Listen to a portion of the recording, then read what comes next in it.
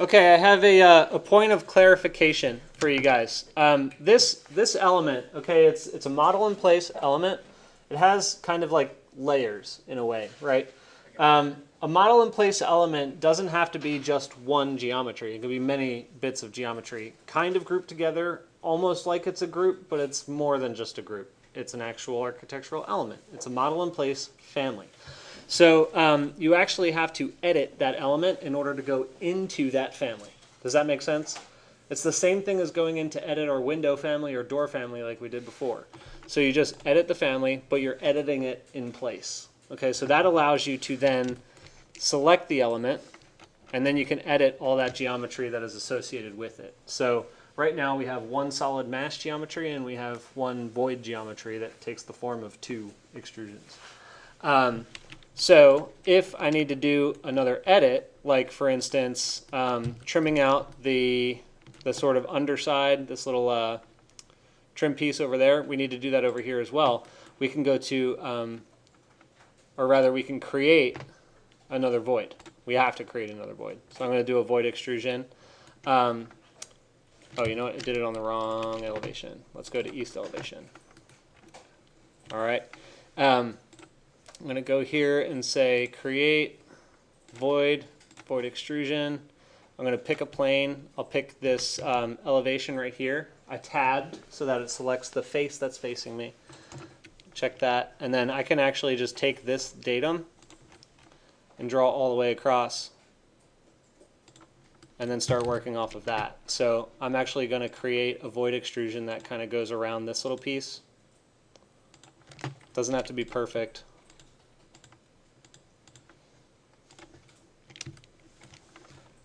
When I go back out into 3D, I can calibrate that. Okay, so this little piece is going to have to extend all the way back. Yeah, that'll work too there. And then I'm going to need to do that on both sides. Okay, so anyway, I wanted you guys to know, I'll just do a copy of that thing. Pull it over. Oh, it's not going to work there. I'll have to do that in roof plan view. I'll just mirror it. Okay, so now I've got one on both sides. I'll need to trim those off. So just do a cut, boom, and then you can actually edit this after it's been cut. Is that clear enough?